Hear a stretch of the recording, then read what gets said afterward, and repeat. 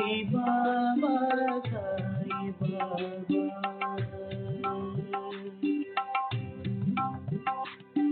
Sai Baba, Sai Baba,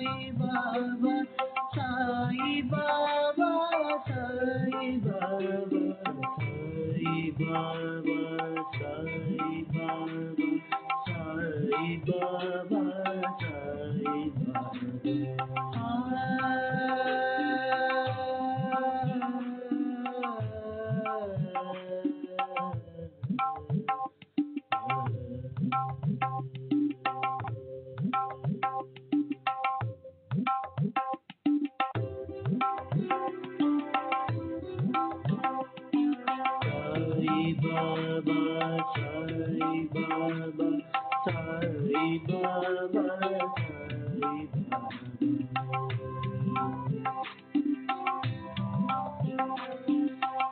Sai Baba, Sai Baba,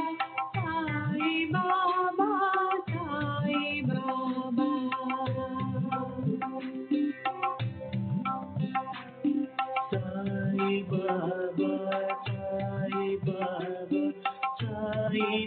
Baba, Sai Baba, Sai Baba, Sai Baba,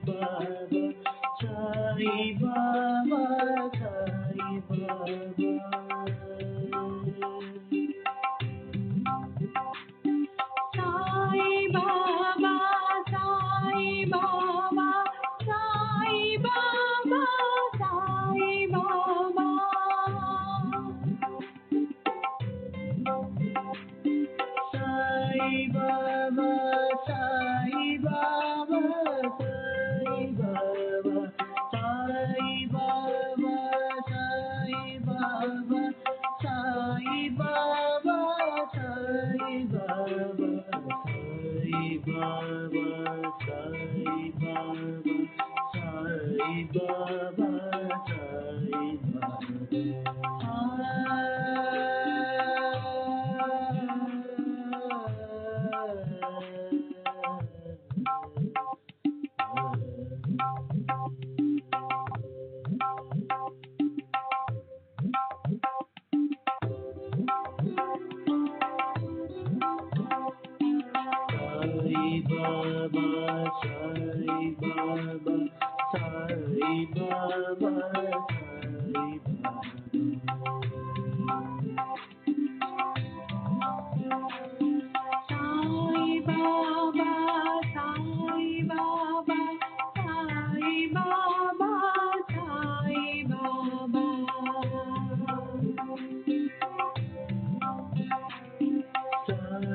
Baba, Sai Baba, Sai Baba, Sai Baba.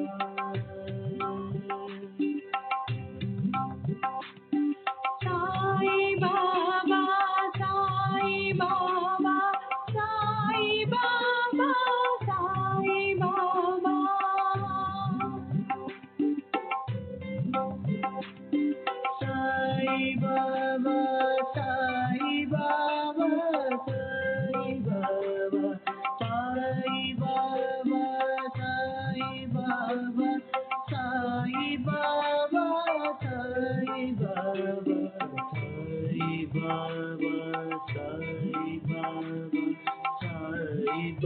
Baba, Sai Baba.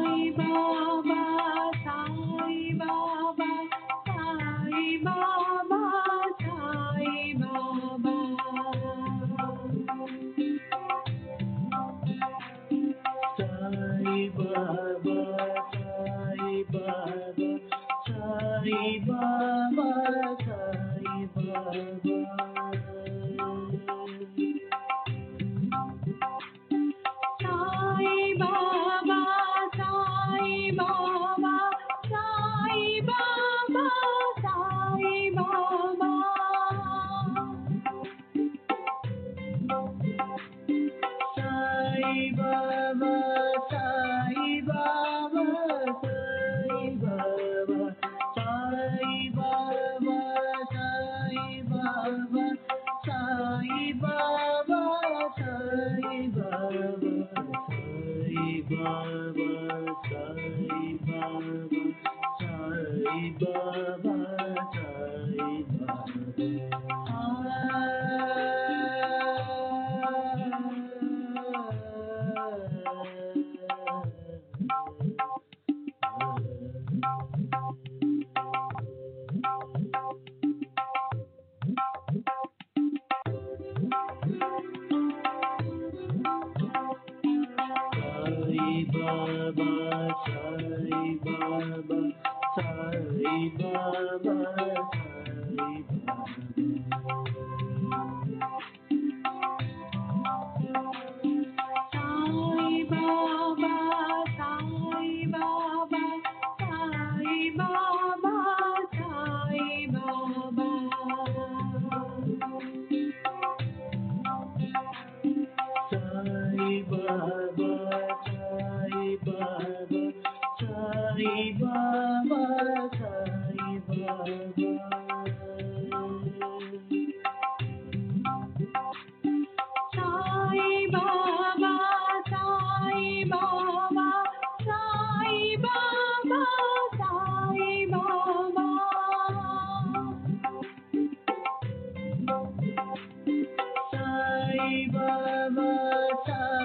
Baba,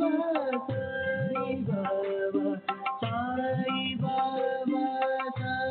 Baba, Sai Baba, Sai Baba, Sai Baba, Sai Baba, Sai Baba, Sai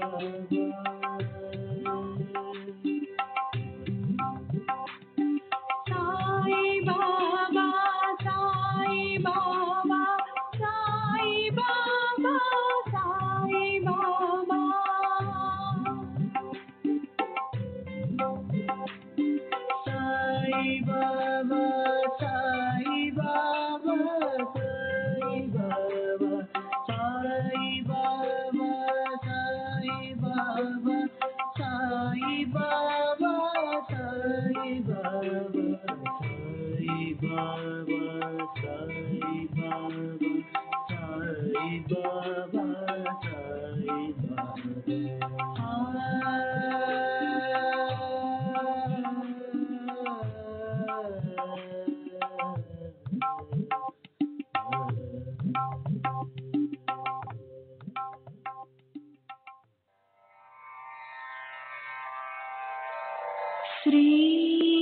सच्चिदानंद सद्गुरु साईनाथ महाराज की जय। सद्गुरु श्री साईनाथुनि शरद बाबू जी की जय।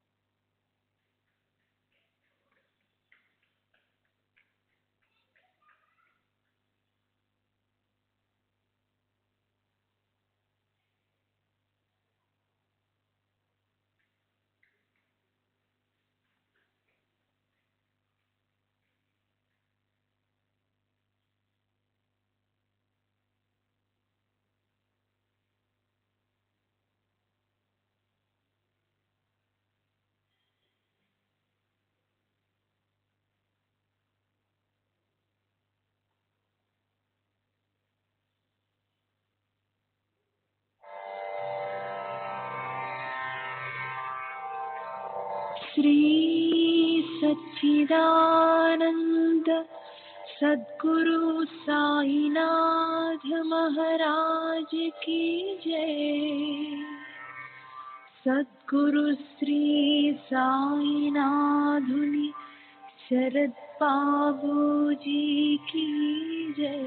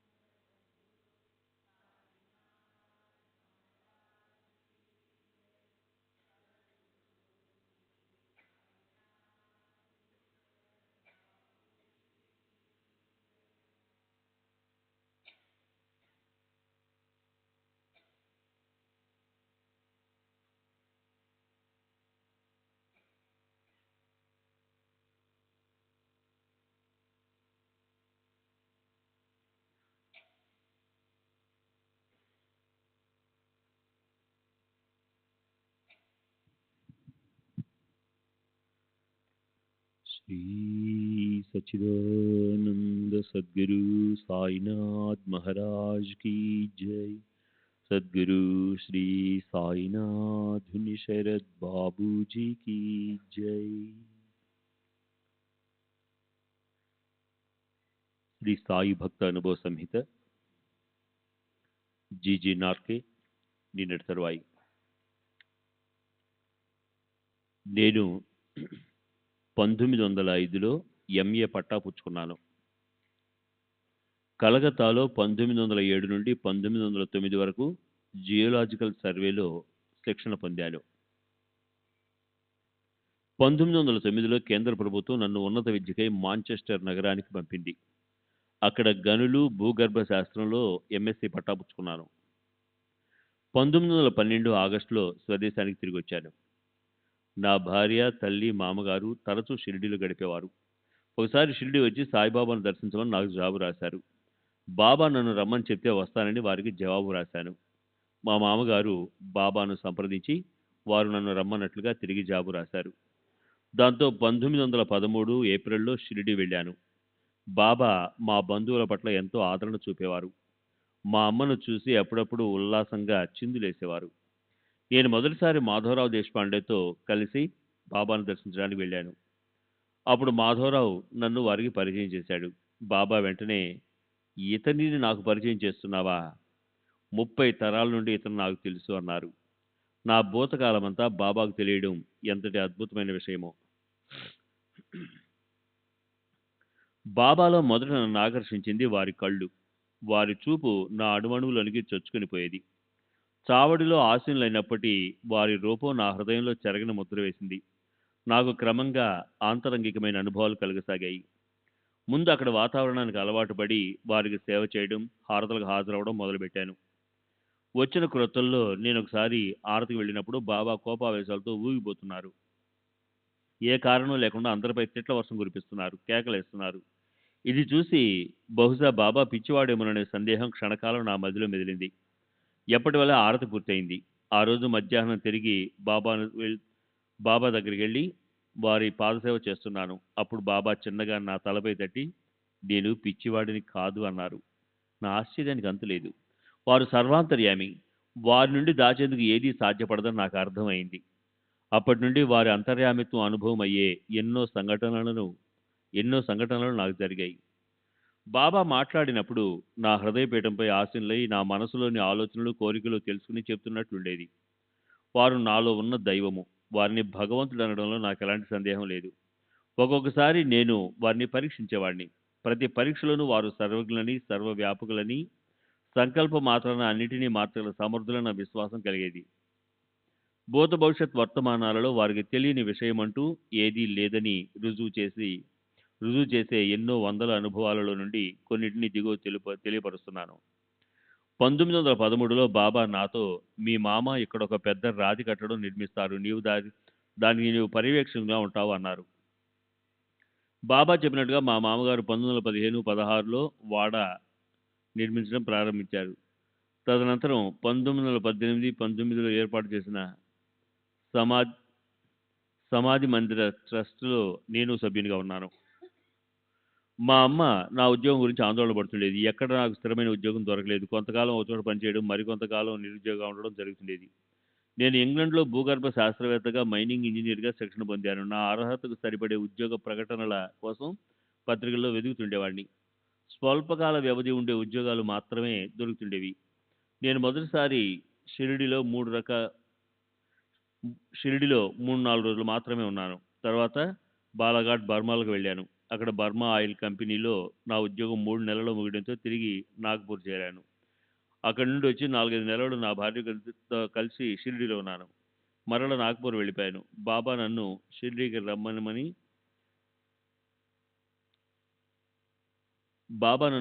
రమ్మన్నారని మాధవరావు నుండి ఉత్తరం రావడంతో ఈసారి ఒక్కడిని షిరిడీ వెళ్ళి 13 నెలలు గడిపాను. నాకు ఉద్యోగం లేదు, అయినా దిగులు లేదు. అప్పుడప్పుడు చిత్రంగా నాకు ఫకీర్ జీవితమే మేలేమన్న ఆలోచనలు కలిగేవి. 1914లో ఒకరోజు బాబా కప్నీలను సిద్ధం చేయించి చాలా మందికి పంచుతున్నారు. నేను అదంతా కాస్త దూరం నుండి చూస్తూ బాబా నాకు ఒక కప్ని ఇస్తే దానిని దాచుకొని బాబా భజన తదితర ప్రత్యేక సందర్భాలలో ధరించవచ్చన్న ఆలోచన కలిగింది. ఇంకా చాలా కప్నీలు మిగిలి ఉన్నప్పటికీ హఠాత్తుగా బాబా కప్నీలను పంచడం ఆపేశారు. కాసేపటి తర్వాత నన్ను దగ్గరకు రమ్మని సైగ చేసి నా తలపై తమ హస్తాన్నించి మెల్లగా తడుతూ, కప్ని ఇవ్వనందుకు నన్ను తప్పుపట్టవద్దు. ఆ ఫకీరు అంటే దేవుడు నీకు ఇవ్వడానికి అనుమతించలేదు అన్నారు. శ్రీ సచిదానంద సద్గురు సాయినాథ్ మహారాజ్ కీ జై. సద్గురు శ్రీ సాయినాథుని శరద్ బాబూజీ కీ జై.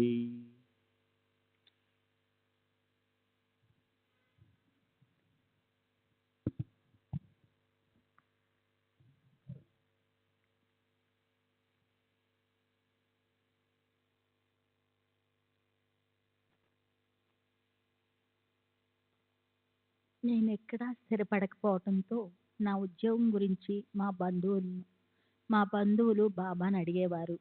ఉద్యోగ నిమిత్తము నేను కలకత్తా, బర్మా లాంటి దూర ప్రాంతాలకు వెళ్ళటం చూసి మా అమ్మ, బాబా నా కుమారుడిని మా ఊర్లో కానీ, షిరిడి షిరిడీకి దగ్గరలో కానీ మంచి ఉద్యోగంలో స్థిరపడేలా అనుగ్రహించండి అని ప్రార్థించింది. అందుకు బాబా నేను అతన్ని పూనాలో స్థిరపరుస్తాను అని అన్నారు. ఒక్కొక్కప్పుడు నాకు ఒకేసారి అనేక ఉద్యోగాలు వచ్చేవి. వాటిలో నుండి నేను ఒకదానిని ఎంపిక చేసుకోవాల్సి వచ్చేది. బాబా యొక్క సర్వజ్ఞత, దివ్య దృష్టిపై విశ్వాసంతో నాకు దారి చూపమని ప్రతిసారి వారిని అడిగేవాడిని. బాబాపై నాకున్న నమ్మకము పాలు త్రాగే పసిపాపకు తన తల్లిపై ఉన్నటువంటిది. ఆయన ఎంపిక తరచూ చిత్రంగా ఉండేది. కలకత్తా వెళ్ళటమా, బర్మా వెళ్ళటమా అన్న మీమాంస వచ్చినప్పుడు ఎంతో దూరాన ఉన్న బర్మాకు వెళ్ళమన్నారు. నేను బాబా దగ్గరికి వెళ్ళి అడిగిన ప్రతిసారి ఆ ప్రదేశం పేరుకు ప్రక్కన పూనాను జతచేసి వెళ్ళమనేవారు. 1916 సంవత్సరం వారణాసిలో ఆచార్య పదవి, బర్మాలోని ఉద్యోగము, ఈ రెంటిలో ఏదో ఒక దానిని ఎన్నుకోవాల్సి వచ్చింది. బాబా బర్మా, పూనా వెళ్ళు అన్నారు. మైనింగ్ ఇంజనీర్ అయిన నాకు నా విద్యార్హతలకు తగిన ఉద్యోగం పూనాలో దొరికే అవకాశం లేదని తెలిసి నాలో నేను నవ్వుకునేవాడిని. 1918 నుండి నేను పూనాలో చేస్తున్న పర్మనెంట్ ఉద్యోగం అంటే భూగర్భ రసాయన శాస్త్ర ఆచార్యుడు 1913లోనే వారి దృష్టిలో ఉంది. నా భవిష్యత్తు మొత్తం వారికి వర్తమానం అన్నమాట.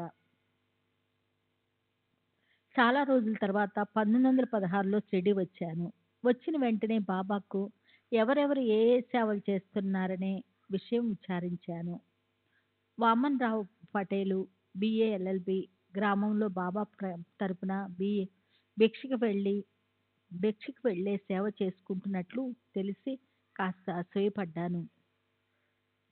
అలాంటప్పుడు నాకు మాత్రం ఆ సేవకు ఎందుకు ప్రసాదించకూడదు అనే ఆలోచన కలిగింది. కానీ దాన్ని బయటికి వ్యక్తపరచలేదు. ఇంతలో బాబాను దర్శించే సమయమైనందున బట్టలు మార్చుకునే వ్యవధి లేక నేను ధరించి ఉన్న సూటు, బూటు, ప్యాంటు, కోటు, హ్యాట్లతోనే మసీద్కి వెళ్ళి బాబాను దర్శించాను. వామన్ రావుకు భిక్షాపాత్రనిచ్చి పంపమంటారా అని అడిగాడు అని ఒక భక్తుడు అప్పటికి 3 సార్లు బాబాను అడిగాడు. ఉన్నట్టుండి బాబా నన్ను చూపుతూ ఆ భిక్షాపాత్ర ఇతనికి ఇవ్వండి, ఈరోజు ఇతడు భిక్షకి వెళ్తాడు అన్నారు. సూటు బూటుతోనే వెళ్ళి భిక్ష తెచ్చాను. నాకు ఆ సేవ లభించిన 4 నెలలు నేను మామూలుగా ధరించే బట్టలతో మధ్యాహ్నం భిక్షకు వెళ్ళేవాడిని. బాబా నన్ను ఈ సేవకు ఎందుకు అనుకున్నారో అని అందరూ ఆశ్చర్యపడేవారు. హృదయాంతరాయమైన బాబా నా మనసెరిగి నాకు ఈ విధంగా సేవ చేసుకునే అవకాశం ప్రసాదించారు. బాబా తరపున మధ్యాహ్నం భిక్షకు వెళ్ళే భాగ్యాన్ని వారు కొద్ది మందికి మాత్రమే ఇచ్చేవారు. అది 1917 సంవత్సరం. పూనా ఇంజనీరింగ్ కాలేజీలో భూగర్భ శాస్త్ర బోధించేందుకు ఒక ప్రొఫెసర్ కావాలని పత్రికలో ప్రకటన ఇచ్చారు.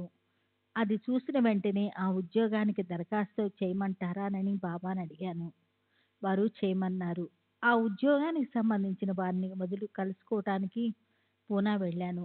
అక్కడ ఎక్కువ మంది అభ్యర్థులు పోటీపడి పలుకుబడి గల వారి సిఫార్సులు తీసుకొని రావటంతో నా పరిస్థితి క్లిష్టమైంది. నేను షిరిడి నుంచి వచ్చిన తర్వాత బాబా అక్కడున్న వారిని నార్కే ఎక్కడికి వెళ్ళాడు అని అడిగారు. నేను ఉద్యోగ ప్రయత్నం కొరకు పూనా వెళ్ళినట్టు చెప్పగానే ఆయన అల్లా అనుగ్రహిస్తారు అన్నారు. తర్వాత నార్కేకు పిల్లలు ఉన్నారా అని బాబా విచారించగా నాకు చాలా మంది పిల్లలు పుట్టారు, కానీ ఎవరూ ఎక్కువ కాలం బ్రతకలేదని వాళ్ళు చెప్పారు. అప్పుడు కూడా బాబా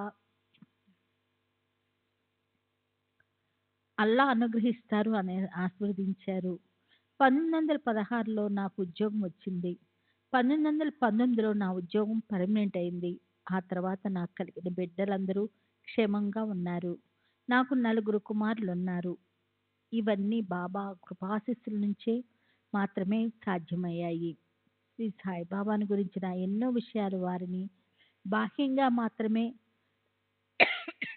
చూచిన వారెవరైనా సులభంగా చెప్పగలరు. కానీ బాబాను కేవలం బాహ్యంగా మాత్రమే గమనించి వారిని అర్థం చేసుకున్నామని అనుకోవటంలో వాళ్ళ అంచనాలు తప్పవుతాయి.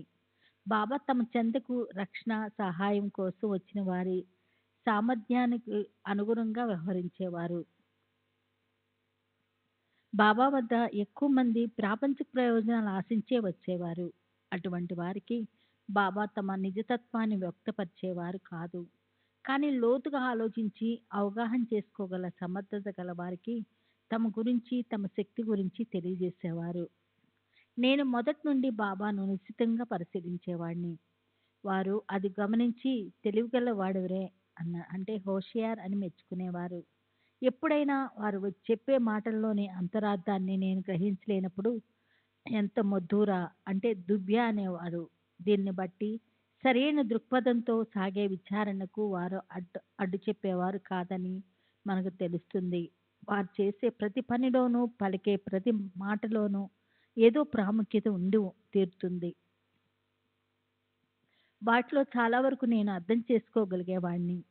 బాబా నిశ్చితంగా గమనించే వారికి వారు భౌతికంగా షిరిడీలో కనిపిస్తున్న సూక్ష్మదేహంతో ఇతర లోకాల్లోనూ సంచరిస్తూ వారు కర్తవ్యాన్ని నిర్వహిస్తుంటారన్న అద్భుత సత్యం అవగతమవుతుంది.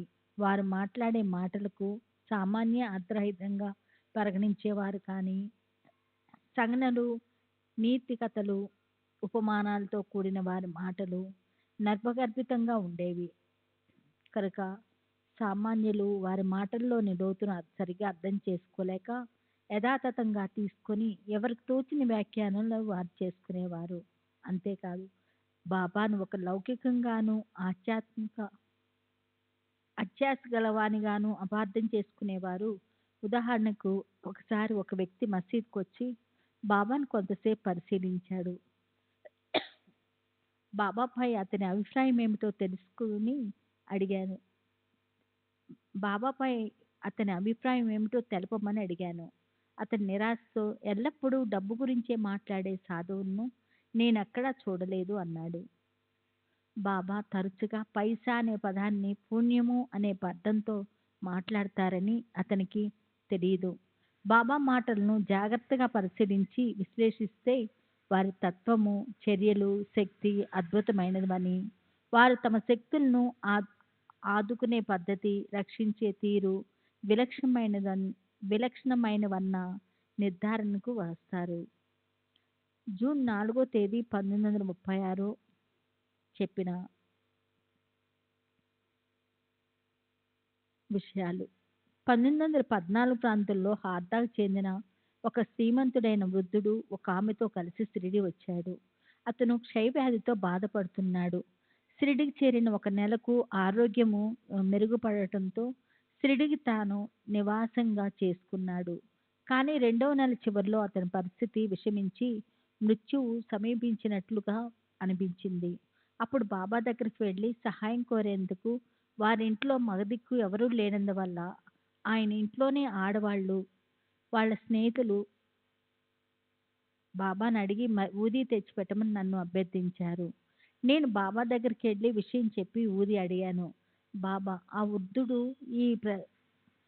ఈ ప్రపంచాన్ని వదిలి వెళ్ళటమే మంచిది. అతనికి ఊది ఏం చేయగలదు? అయినా వాళ్ళు అడుగుతున్నారు కాబట్టి తీసుకెళ్ళు అన్నారు. నేను ఊది తీసుకుని వెళ్ళి వాళ్ళకి ఇచ్చాను. కానీ బాబా చెప్పిన విషయాలేవి వాళ్ళకి వెల్లడించలేదు. అతని పరిస్థితి మరింత విషమించింది.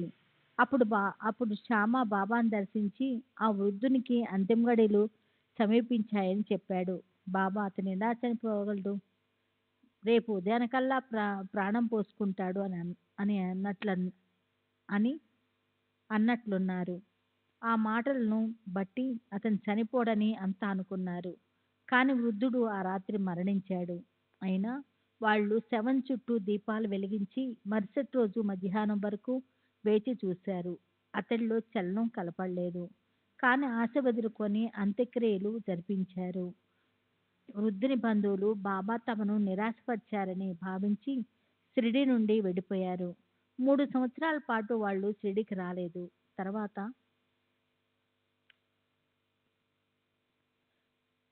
తర్వాత ఒకరోజు వృద్ధుని బంధువు ఒకతను బాబా కలలో కనిపించారు.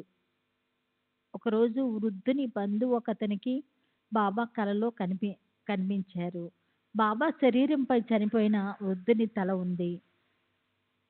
బాబా అతనికి కుళ్ళిపై ఉన్న ఊపిరితిత్తులను చూపించి ఇంతటి ఇంతటి బాధ నుండి ఆ వృద్ధుని విముక్తి చేశాను అని చెప్పారు. అతను తన కల విషయం అందరికీ చెప్పాడు. అప్పటి నుండి వృద్ధుని బంధువులు తిరిగి షిరిడి రావటం ప్రారంభించారు. అతడు ఎలా చనిపోగలడు, తిరిగి ప్రాణం పోసుకుంటాడు అన్న బాబా మాటలు ప్రాణము శిథిర శరీరాన్ని విడిచి మరో క్రొత్త శరీరాన్ని ధరిస్తుందనే అర్థంతో, అంటే జన్మ పరంపర చెప్పబడిందని మనం గ్రహించాలి. బాబా తరచూ ప్రాతः సమయంలో దుని దగ్గర కూర్చొని భక్తులతో మాట్లాడుతూ గత రాత్రి తాము సూక్ష్మ శరీరంతో ఏ సుదూర ప్రాంతాలకు వెళ్ళి ఏమేమి చేసింది చెప్తూ ఉండేవారు. చావిడిలో లేక మసీదులో బాబాతో పాటు నిద్రించిన భక్తులకు రాత్రంతా వారు భౌతికంగా తమతోనే ఉన్నారని తెలుసు. కానీ బాబా మాటలు అక్షర సత్యాలు. భక్తులు అప్పుడప్పుడు బాబా మాటల్లోనే నిజానిజాలు పరీక్షించేవారు. వారి మాటలు నిజమని రుజువులు దొరికేవి. బాబా తరచూ మరణానంతరము అనుభవాల గురించి కూడా చెప్పేవారు. ఒకసారి షిరిడీలో ఒక మార్వాడి పిల్లవాడు జబ్బుపడి మరణించాడు. బంధువులు అంత్యక్రియలు జరిపించి విషాదవదనంతో మసీదుకు వచ్చారు. బాబా ఆ పిల్లవాడు అప్పటికి నది చేరువయ్యాడు, దాటుతున్నాడు అన్నారు. బాబా ఉద్దేశం నది అంటే వైతరణి అని భావించాను. శ్రీ సచ్చిదానంద సద్గురు సాయినాథ్ మహారాజ్ కీ జై. సద్గురు శ్రీ సాయినాథ్ శరత్ బాబూజీ కీ జై.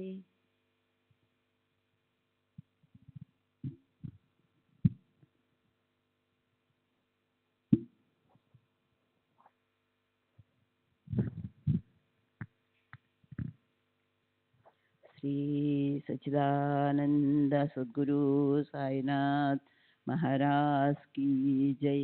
సద్గురు శ్రీ సాయినాథుని శరత్ బాబూజీ కీ జై. బాబా ఎంతోమంది భక్తులకు వాళ్ళ గత జన్మల గురించి, ఆ జన్మలో జరిగిన సంఘటనల గురించి చెప్పేవారు. ఒకసారి నా గత 4 జన్మలలో జరిగిన విషయాలు భక్తులందరి సమక్షంలో చెప్పారు. కానీ బాబా చెప్పిన విషయాలు నాకు సంబంధించినవని ఇతరులెవరూ అర్థం చేసుకోలేరు కూడా. వారు ఒక విషయాన్ని ఒకరికి చెప్పదలిస్తే దాన్ని అందరి సమక్షంలో బాహాటంగానే చెప్పేవారు. చిత్రమేమంటే ఆ విషయం ఎవరిని ఉద్దేశించి చెప్పబడిందో వారికి మాత్రమే అర్థమయ్యేలా చెప్పడం బాబాలో ఉన్న ప్రత్యేకమైన కళ. మిగతా వారికి వారు మాట్లాడినవేవి అర్థమయ్యేవి కావు. మరో ఆశ్చర్యకరమైన విషయం ఏమిటంటే చిన్న చిన్న మాటలు, చర్యలతో బాబా ఒకేసారి అనేక మంది భక్తులకు ప్రయోజనాన్ని చేకూర్చగలరు. శ్రీ సాయిబాబా అదృశ్య శరీరంతో విశ్వాంతరాళాల్లో పర్యటించి అక్కడి విషయాలను నియంత్రించేవారు. వారు భూత భవిష్యత్తులను ఒకేలా చూసేవారు. పై విషయాల వల్ల బాబా యొక్క నిజతత్వం బోధపడుతుంది. బాబా సర్వాంతర్యామి అని, సర్వవ్యాపకుడని, సృష్టి ఆది నుండి అంతం వరకు ఉంటారని వారు అప్పుడప్పుడు పలికిన మాటల వలన మనం గ్రహించవచ్చు. వారు ఒక్కొక్కసారి నీవెక్కడున్నావు, నేనెక్కడున్నాను, ఈ ప్రపంచం ఎక్కడుంది అని పలికేవారు. మరోసారి తమ దేహాన్ని చూపిస్తూ ఇది నా ఇల్లు, నేనిక్కడ లేను, నా ముర్షద్ గురువు నన్ను ఈ దేహం నుండి ఏనాడో విడుదల చేశాడు అనేవారు. భౌతిక దేహంతో షిరిడీలో సంచరిస్తున్నప్పుడు కూడా వారు ఆ దేహానికి పరిమితమై లేరు. సాయిబాబా సజీవంగా ఉన్నారు. వారు అప్పుడు ఉన్న చోటే ఇప్పుడు ఉన్నారు. నిజానికి అప్పుడు కూడా ఇప్పుడున్న చోటే ఉన్నారు అన్నది వాస్తవం. శ్రీ సాయిబాబా ఈ లోకంలోనూ ఇతర లోకాలలోనూ తాము నిర్వహించే విధులను గురించి అరుదుగా చెప్తుండేవారు. అంతేకాక గతించిన వారి ఆత్మల స్థితిగతులను కూడా తమ అదుపాజ్ఞలతో ఉంచుకున్నానని చెప్పడం ద్వారా ఈ జగత్తుపై తనకు గల ఆధిపత్యాన్ని తెలియజేసేవారు. బాబా ఎప్పుడూ అసత్యం పలికేవారు కాదు, అర్ధరహితంగా మాట్లాడేవారు కాదు. వారి పద్ధతులను గూర్చి బాగా ఎరిగిన వారు మాత్రమే వారి మాటలను, చర్యలను అర్థం చేసుకోగలిగేవారు. అది కూడా ఎవరిని ఉద్దేశించి పలికారో వారు మాత్రమే అర్థం చేసుకోగలరు. ఉపదేశం, మంత్రతంత్రాలు మొదలైనవి. సాయిబాబా ఏనాడు మంత్రం కానీ, తంత్రం కానీ, ఉపదేశం కానీ ఇవ్వలేదు. మరెవరికైనా ఉపదేశించినట్లు కూడా నేను ఎరుగను. మాధవరావు దేశపాండే శ్యామ నాకొకసారి ఈ క్రింది సంఘటన గురించి చెప్పాడు. రాధాబాయి దేశ్ముఖ్ అను భక్తురాలు బాబాను దర్శించి వారి నుండి ఉపదేశం పొందాలని షిరిడీ వచ్చి కొంతకాలం వేచి ఉంది.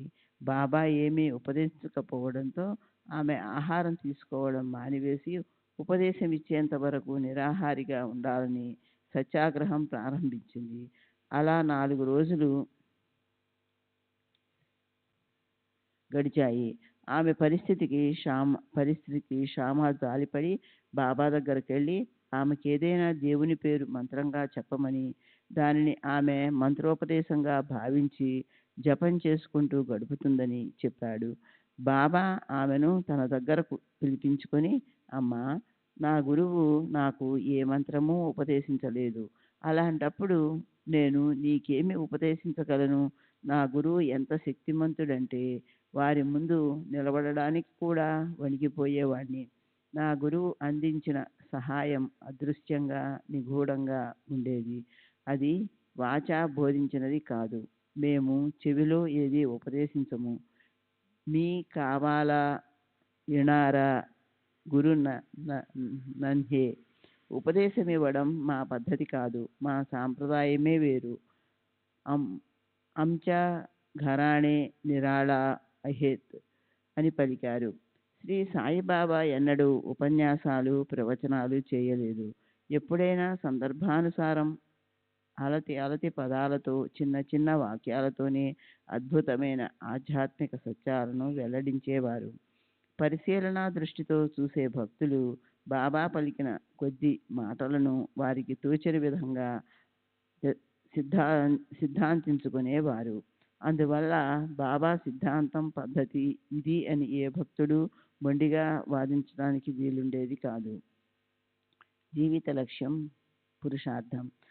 మోక్షమే లక్ష్యమని బాబా ఎవరికైనా చెప్పారా? పోనీ వివేక వైరాగ్యాలను అలవర్చుకోమని చెప్పారా? అలాంటి మాటలు వారి నోటి గుండా నేనెప్పుడూ విని ఎరుగను. భగవంతుని చేరడమే లక్ష్యం. సప్త సముద్రాలను, లోకాలను దాటి దేవుని చేరుకోవాలి. అల్లా మిళారా సప్త సముద్రం నిహాలాకరణ. భవబంధములను దాటిపోవాలి. భేడా పార్ కర్నాం అనేవారు. బాబా ఎన్నడూ మాయా, ప్రపంచం మిథ్య వంటి సిద్ధాంతాల గురించి మాట్లాడలేదు. ఇహపరలోకాలు సత్యాలని గ్రహించి ఆ రెండింటిలోనూ సాధ్యమైనంత లబ్ధిని పొందాలని చెప్పేవారు. కర్మ, పునర్జన్మ. కర్మ సిద్ధాంతం, పునర్జన్మల గురించి బాబా పలుమార్లు ప్రస్తావిస్తుండేవారు. మంచి విత్తనం నాటితే ఈ జన్మలోనూ మరు జన్మలోనూ మంచి ఫలాన్ని పొందుతాము అన్న సత్యమే వారి చెప్పే కథల్లో అంతర్లీనంగా ఉండేది. వారు తరచూ ఎందరో భక్తుల గత జన్మల వృత్తాంతాలను, అప్పుడప్పుడు కొందరి భక్తుల రాబోవు జన్మల గురించి చెప్పేవారు. బాబాతో ఉన్న వారెవరికీ పరలోకాల ఉనికి గురించి కానీ, ఈ జన్మలో చేసిన పాప పుణ్యాల ఫలితాలు ఆ లోకాలలో అనుభవించే విషయం కానీ, మరణించిన తరువాత మన అస్తిత్వం గురించి కానీ ఎట్టి సందేహము ఉండేది కాదు. ఇవన్నీ హిందూ మత విశ్వాసాలకు, సిద్ధాంతాలకు సంబంధించిన విషయాలు. ఇక బాబా ఏ మతానికి చెందినవారన్న విషయానికొస్తే నాకు తెలిసినంత వరకు వారెన్నడూ తాము ప్రత్యేకించి ఒక కులానికి, జాతికి, మతానికి చెందిన వారమని చెప్పలేదు. బాబా వీటన్నింటికీ అతీతుడు. కానీ బాబా ప్రస్తావించిన విషయాలు, ఆయన చర్యలు ఆయనకు హిందూ మతంతో గల సంబంధాన్ని తెలియపరుస్తాయి. మా గురువు బ్రాహ్మణుడు, మాఝా గురు బ్రాహ్మణ్ అహే అని బాబా చెప్పడం నేను విన్నాను. హిందూ మతం, బ్రాహ్మణుల పట్ల బాబా దృక్పథం, భగవద్గీత, భావార్థ రామాయణం, ఏకనాథ భాగవతం, పంచదశి, యోగ వాసిష్టం, పురాణాలు మొదలగు వాటిపై బాబాకు అమిత గౌరవం. పై గ్రంథాలలోని విషయాలు తరచూ ఉదహరిస్తూ ఉండేవారు. జ్ఞానదేవుని ఆరతి మొదలైన వెంటనే బాబా సావధానులై కూర్చొని పూజ్యభావంతో చేతులు జోడించి కనులు మూసుకునేవారు. ఒకసారి పంచదశి గురించి కాపర్డేతో, ఇది మా ఖజానా, ఏతో హమారా ఖజానా హై అని చెప్పడం నేను విన్నాను. అంటే అందులోని విషయాలు మన ఆధ్యాత్మిక ప్రగతికి అతి విలువైనవని వారి భావం. బాబాకు యోగ వాసిష్టం అంటే ఎంతో గౌరవం. ఆ విషయం నా స్వానుభవంతో నాకు తెలుసు. నేను బాబా దగ్గరకు వచ్చిన మొదటి రోజుల్లో, అంటే 1914లో బాబా నన్ను చాలాసార్లు 15 రూపాయలు దక్షిణ అడిగేవారు. నా దగ్గర డబ్బు లేదని ఆయనకు బాగా తెలుసు. అందుకని ఒకసారి ఆయన సన్నిధిలో నేను ఒక్కడనే ఉన్నప్పుడు, బాబా నా దగ్గర పైకం లేదని మీకు తెలుసు కదా, అయినా 15 రూపాయలు దక్షిణ ఇమ్మని అడుగుతున్నారెందుకు అని అడిగాను. దానికి బాబా, నీ దగ్గర డబ్బు లేదని నాకు తెలుసు, కానీ నీవు ఇప్పుడు యోగ వాసిష్టం చదువుతున్నావు కదా, అందులో ప్రస్తుతం నువ్వు చదువుతుండే భాగం చాలా ముఖ్యమైనది. అందులో నుండి 15 రూపాయలు నాకు దక్షిణ ఇవ్వు అన్నారు. నిజమే, అప్పుడు నేను యోగ వాసిష్టమే చదువుతున్నాను. ఆ గ్రంథంలో నుండి డబ్బులు తీసుకోవడం అంటే అందులోని విలువైన బోధను గ్రహించటం అన్నమాట. అందులో నుండి తీసిన పైకాన్ని బాబా దక్షిణగా సమర్పించటం అంటే ఆ గ్రంథంలో నుండి గ్రహించిన సత్యాలను నా హృదయంలో అంతర్యామిగా ఆసీనుడై ఉన్న బాబాకు సమర్పించి వాటిని హృదయగతం చేసుకోవడం. శ్రీరాముడు, శ్రీకృష్ణుడంటే బాబాకు చాలా గౌరవం. బాబా శ్రీ సచ్చిదానంద సద్గురు సాయినాథ్ महाराज की जय। सद्गुरु श्री साईनाथ निसरत बाबू जी की जय।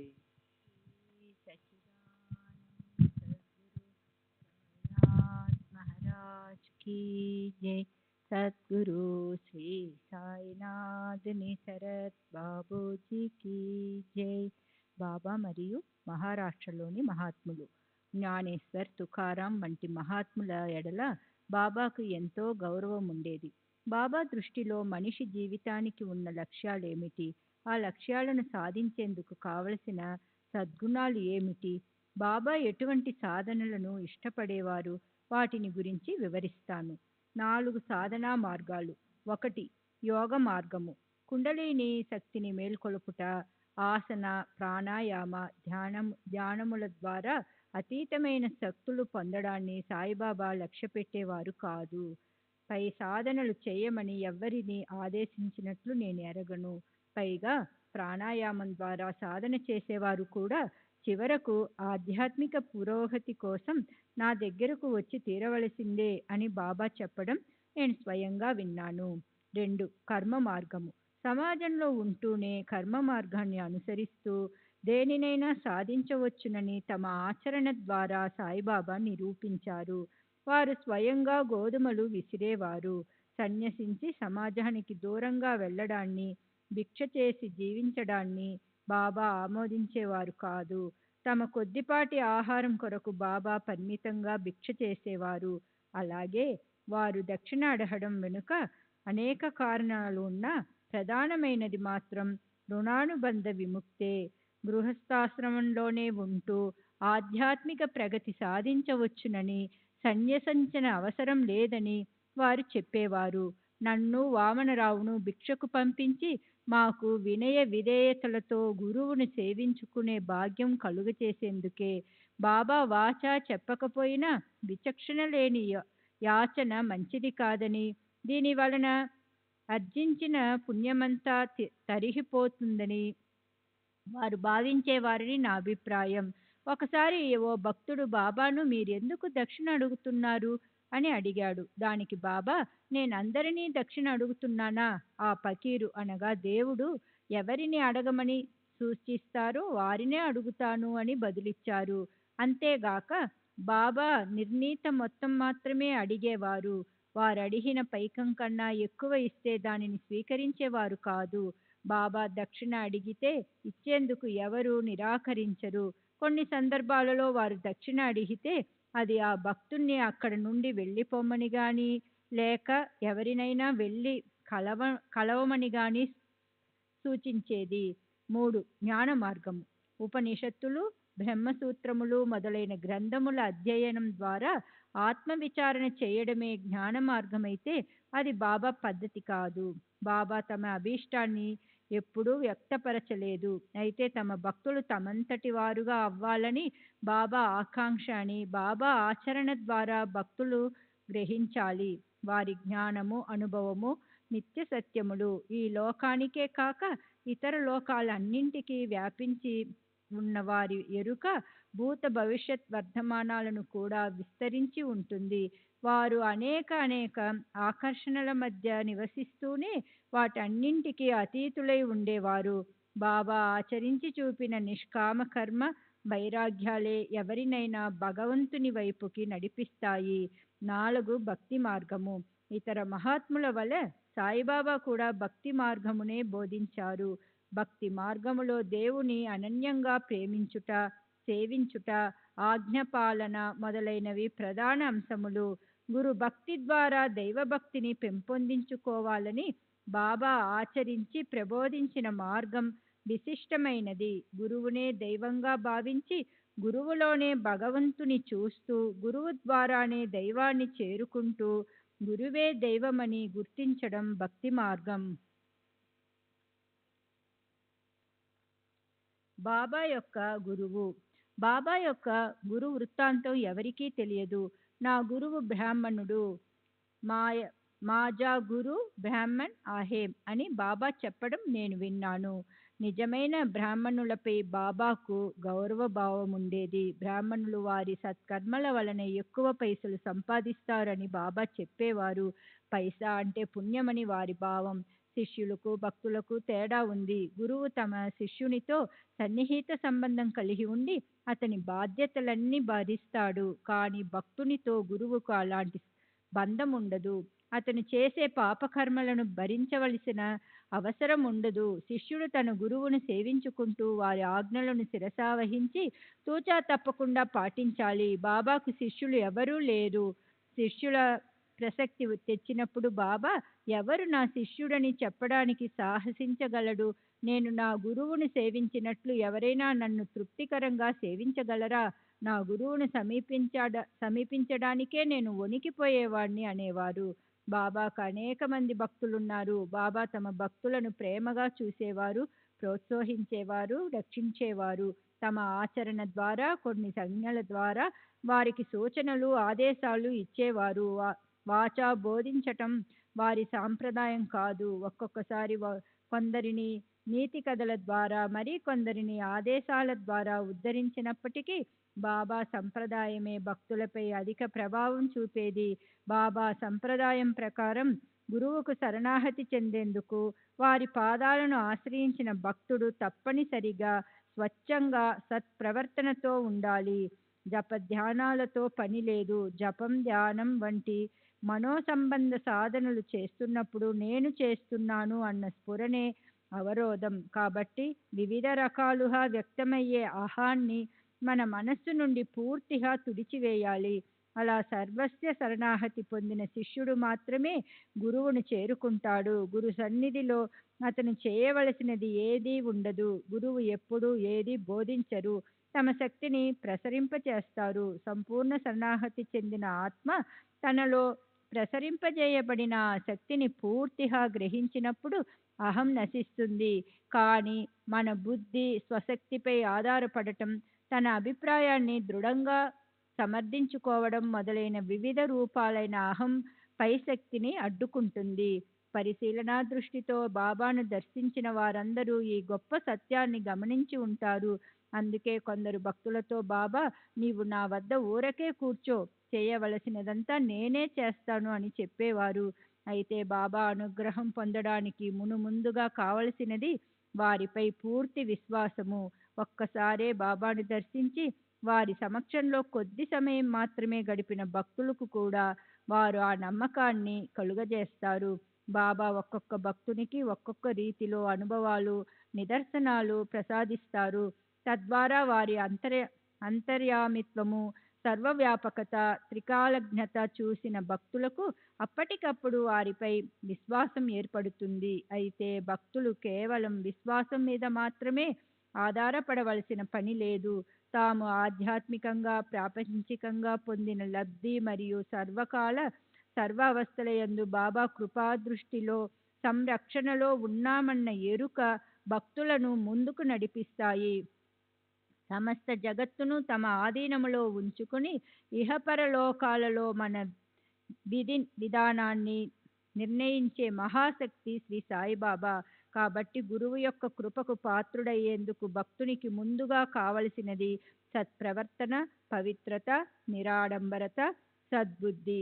ఆపై ప్రగాఢ విశ్వాసంతోనూ నిష్కపటంతోనూ మెలిగి గురువు ప్రసాదించు అనుభవాల సోపానాలను అధిరోహిస్తూ ఆధ్యాత్మిక ప్రగతిలో ఉన్నత శిఖరాలకు చేరుకోవాలి.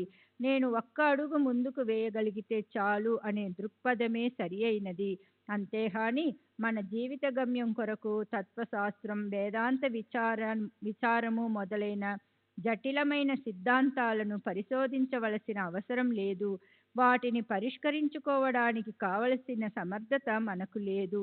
గురువే మనల్ని ఉద్ధరించి అపారమైన జ్ఞానాన్ని, సత్యాన్ని గ్రహించే శక్తిని అనుగ్రహించి భద్రంగా మనల్ని గమ్యానికి చేరుస్తారు. శ్రీ సచ్చిదానంద సద్గురు సాయినాథ్ మహారాజ్ కీ జై. సద్గురు శ్రీ సాయినాథుని శరత్ బాబూజీ కీ జై. శ్రీ సచిదానంద సద్గురు సాయినాథ్ మహారాజ్ కీ జై. సద్గురు శ్రీ సాయినాథుని శరత్ బాబూజీ కీ జై.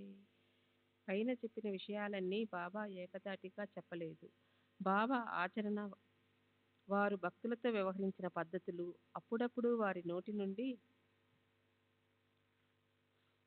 వెలువడిన మాటలు మొదలైన వాటి నుండి నేను గ్రహించిన విషయాలను సంకలనం చేశాను. నా అభిప్రాయం ప్రకారం ఏ విషయాలను ఆస్వాదించి ఆనందించాలో, వేటిని విడిచిపెట్టాలో తెలుసుకోకుండా కేవలం వివేక వైరాగ్యాలను గూర్చి చర్చించడం బుద్ధిహీనత. ఆచరణ, అనుభవం లేకుండా కేవలం పుస్తక పరిజ్ఞానంతో మాట్లాడటం ఆత్మవంచనే గాక ఇతరులను కూడా వచించడమే అవుతుంది. నేను కుక్కలోను, పందిలోను, పిల్లిలోను ఉన్నాను అని బాబా అన్నప్పుడు వారు ఆయా ప్రాణులలో తామే ఉన్నట్లు అవి పొందే అనుభవాలను గూర్చి పలికేవారని తెలుస్తుంది. కొందరు ఈ విషయాన్ని మేము భగవద్గీతలో చదివాము కాబట్టి దానిని నిజమని నమ్ముతున్నాము అని చెబుతారు. కానీ ఏ విషయాన్నైనా అనుభవించి తెలుసుకోకుండా చెబితే అది వంచనే అవుతుంది. బాబా యొక్క గొప్పతనము, వారి నిజతత్వము నాకు ఒక సంఘటన ద్వారా క్షుణ్ణంగా అర్థమైంది. భక్తులు భావిస్తున్నట్లు బాబా దైవమని నేను నా అనుభవాల ద్వారా తెలుసుకున్నాను. కానీ వారు భౌతిక దేహం ధరించి కొన్ని పరిమితులకు లోబడి మానవ మాతృని వలె కూడా మెలుగుతున్నారు కదా. అందువల్ల వారిలో దైవత్వం, మానవత్వం రెండూ సమ్మిళితమై ఉంటాయి అన్న నా అభిప్రాయంతో షిరిడీలో ఉన్న కొందరు మిత్రులు ఏకీభవించలేదు. వారికి బాబా దైవస్వరూపులే. శ్రీకృష్ణుడు ద్వారకలో ఉన్నప్పుడు ఆ ద్వీపంలో 6 కోట్ల మంది నివసించేవారని భక్తులు చెప్పారు.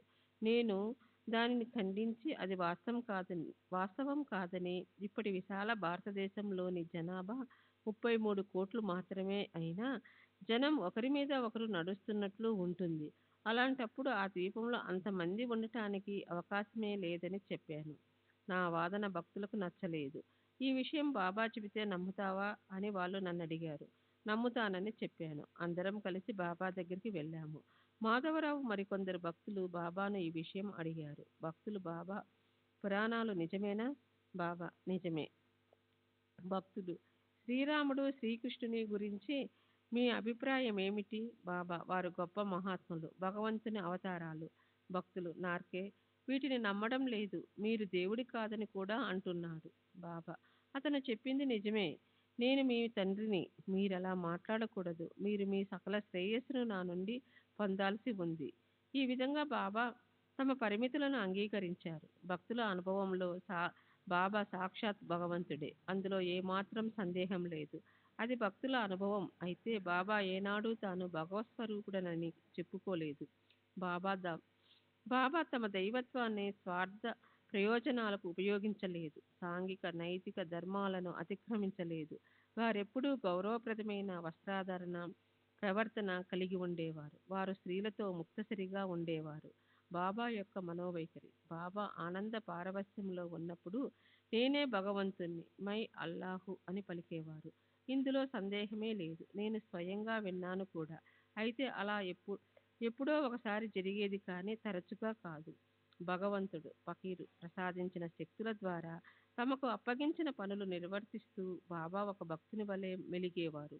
భగవంతుడే యజమాని, అల్లా మాలిక్. భగవంతుడు మేలు చేస్తాడు, అల్లా భలే కరేగా. భగవంతుడు అనుగ్రహిస్తాడు అని బాబా తరచూ పలుకుతుండేవారు. నేను అల్లా యొక్క బానిసను, నేనెప్పుడూ భగవంతుని స్మరిస్తూ ఉంటాను అని కూడా చెప్పేవారు. బాబాకు స్త్రీల పట్ల గల దృక్పథం.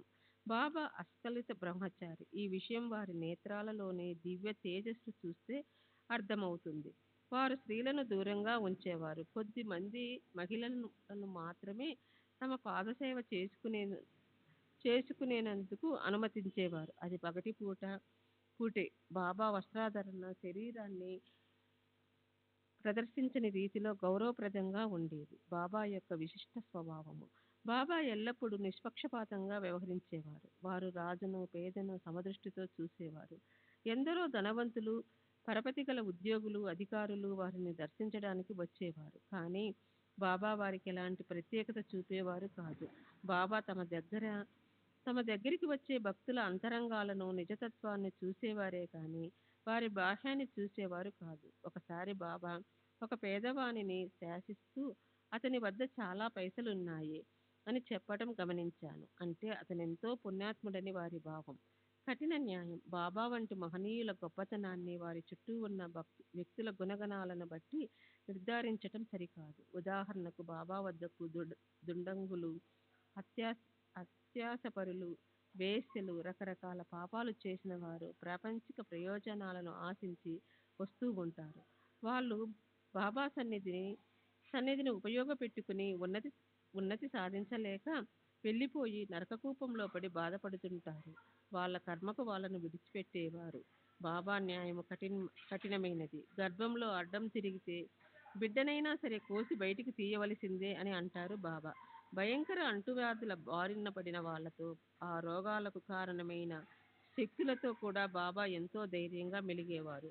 ఆ వివరాలు మనకు తెలియవు, కానీ బాబాకు పూర్తిగా తెలుసు. ఆరోగ్యం పట్ల తీసుకోవలసిన కనీస జాగ్రత్తలను కూడా లక్ష్యపెట్టక వ్యాధిగ్రస్తులపై బాబా చూపే ప్రేమ, ఆదరణ భక్తులలో వారిపై సంపూర్ణ విశ్వాసాన్ని కలిగిస్తుంది. నాకు తెలిసిన ఇలాంటి ఒక సంఘటన వివరిస్తాను. బాబాకు ప్రతిదినం షిరిడీలోని ఒక హల్వా దుకాణదారుడి నుండి మిఠాయి నైవేద్యంగా పంపబడేది. 1916వ సంవత్సరంలో షిరిడీలో ప్లేగు బాగా ప్రబలి ఉంది. శ్రీ సచ్చిదానంద సద్గురు సాయినాథ్ మహారాజ్ కీ జై. సద్గురు శ్రీ సాయినాథుని శరత్.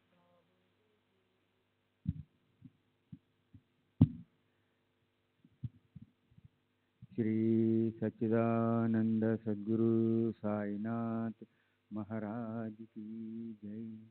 సద్గురు శ్రీ సాయినాథుని శరత్ బాబూజీకి జై. ఆ దుకాణదారుడు ప్లేగు బారిన పడి మరణించాడు.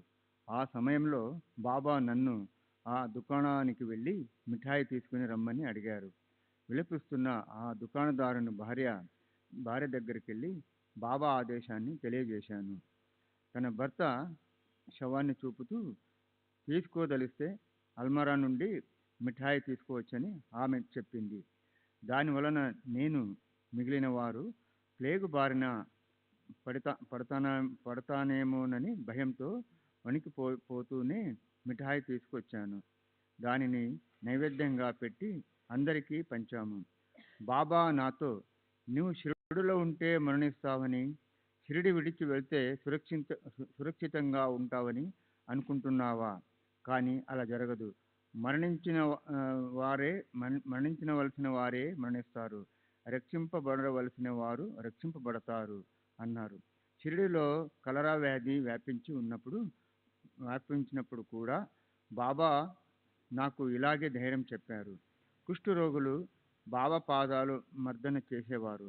వాళ్ళలో ఒకతనికి వ్యాధి నయమై ఆరోగ్యవంతుడయ్యాడు. బాబా ఒక కుష్ఠరోగిని ధూని నుండి ఊది తీసి భక్తులకు పంచమనేవారు. కుష్ఠరోగితోనే వ్యాధిగ్రస్తుల నోట్లో ఊది వేయించేవారు. అయినప్పటికీ నాకు తెలిసినంత వరకు ఎవరికి ఏ ఆపద సంభవించలేదు.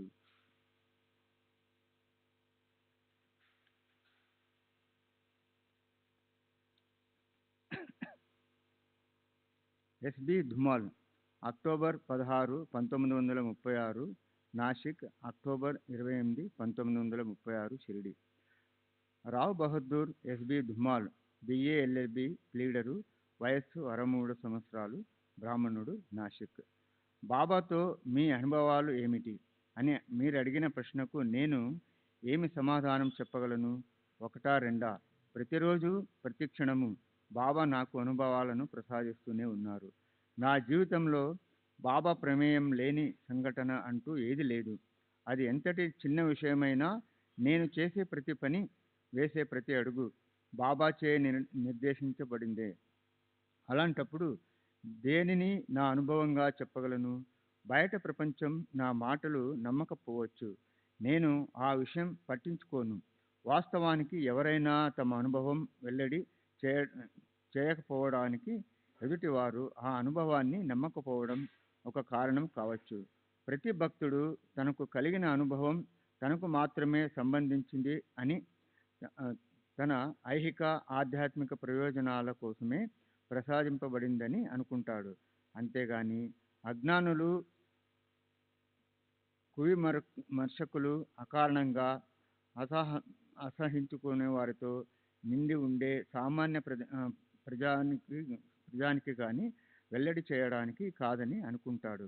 అయితే పట్టుదల గల చరిత్రకారులు తాము రాస్తున్న గ్రంథాలకు మెరుగులు దిద్దుకోవడానికి భక్తుల అంతరంగిక రహస్యాలను, అనుభవాలను వెలికి చేసేందుకు తీవ్రంగా ప్రయత్నిస్తుంటారు.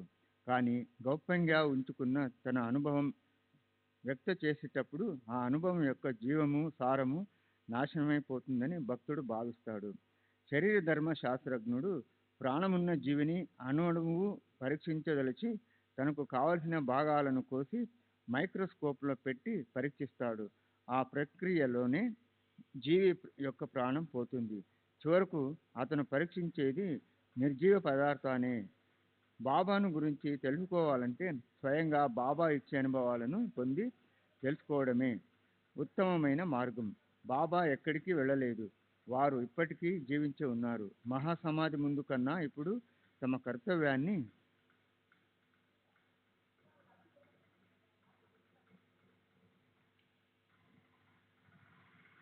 మరింత ముమ్మరంగా నిర్వహిస్తున్నారు. శ్రద్ధగల వారికి ఈనాటికి వారి సన్నిధి అనుభవ వైద్యం.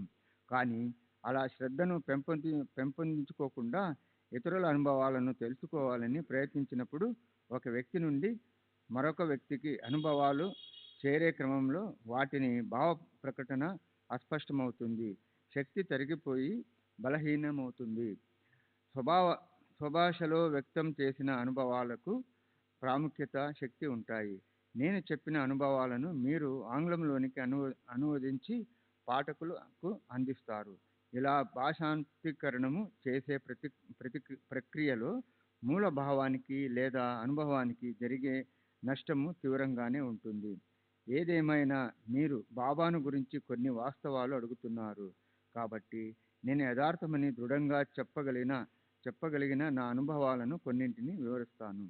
నేను మొదట 1903లో శ్రీ గజానన్ మహారాజ్ యొక్క భక్తుడను. ఆయనను శ్రీమాన్ గోపాలరావు బూటి దగ్గరకు తీసుకెళ్ళాను.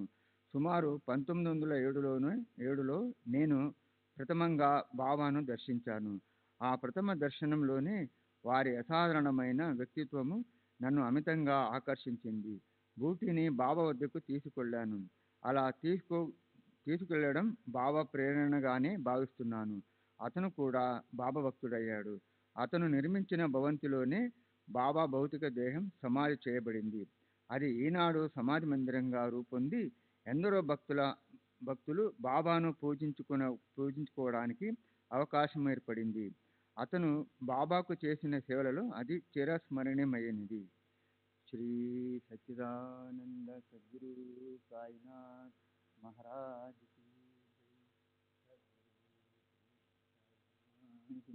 శరత్ బాబు.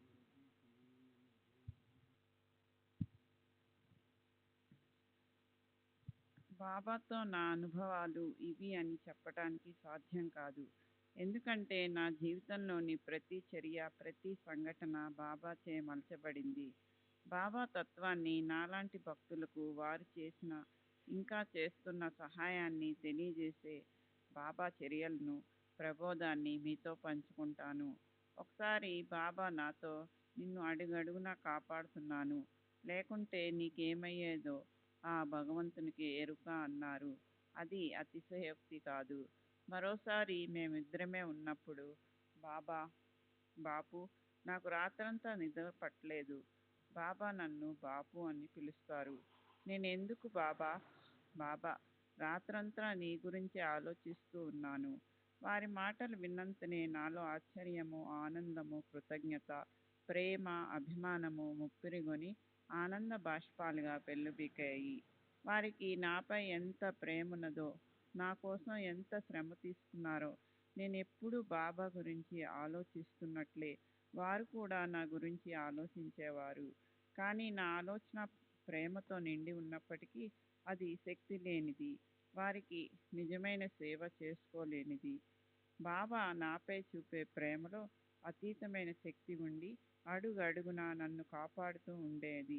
వారు త్రికాలజ్ఞులు కాబట్టి నేను చేసే ప్రతి పని, వేసే ప్రతి అడుగు సరైనదో కాదో తెలుసుకుని సరైన మార్గంలో నడిపించేవారు. నన్ను సర్వదా జాగరూకతతో గమనిస్తూ రాబోయే ప్రమాదాల నుండి కాపాడి నాకు మంచి జరిగేటట్లు చూసేవారు.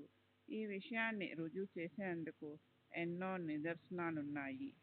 నేను పొందుతున్న మేలు ఏదైనా అది బాబా ప్రసాదించిందే. దీన్ని ఇతరులు నమ్మకపోవచ్చు, కానీ బాబా నాకు సహాయపడిన కొన్ని సందర్భాలు ఎంత స్పష్టమైనవంటే సరైన దృక్పథం గల జిజ్ఞాసులెవరైనా బాబా మాటల్లోని, నా మాటల్లోని సత్యాన్ని అంగీకరిస్తారు.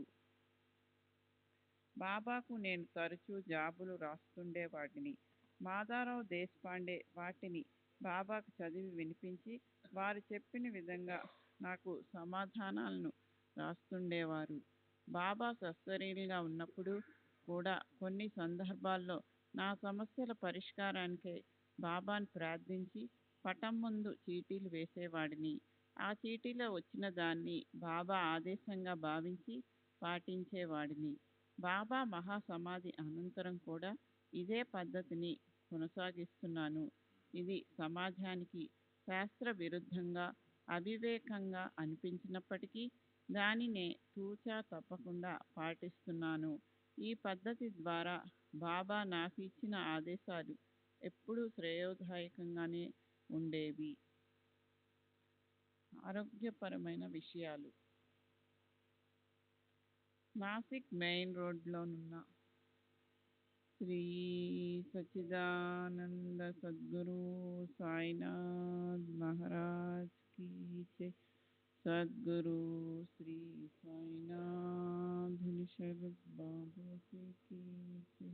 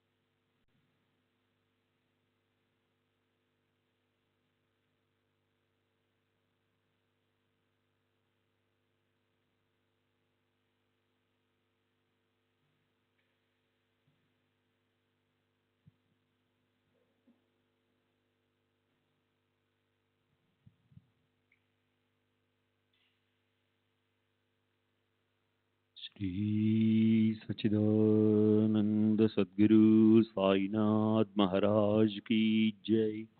सद्गुरु श्री साईनाथ शरद बाबू जी की जय। साई रहम नजर करना, बच्चों का पालन करना।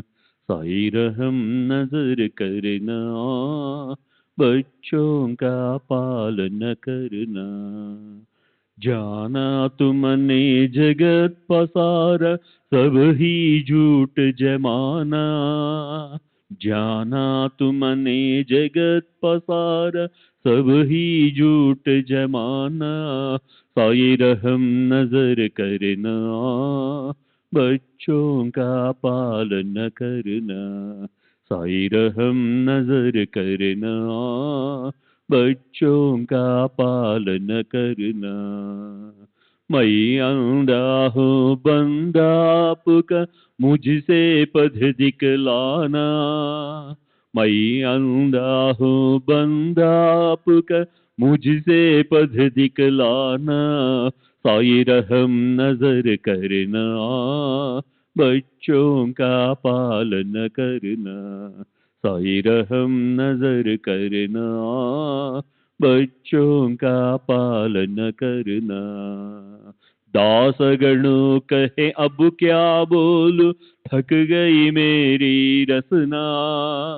दास गणों कहे अब क्या बोलूं, थक गई मेरी रसना। साई रहम नजर करना, बच्चों का पालन करना। साई रहम नजर करना, बच्चों का पालन करना।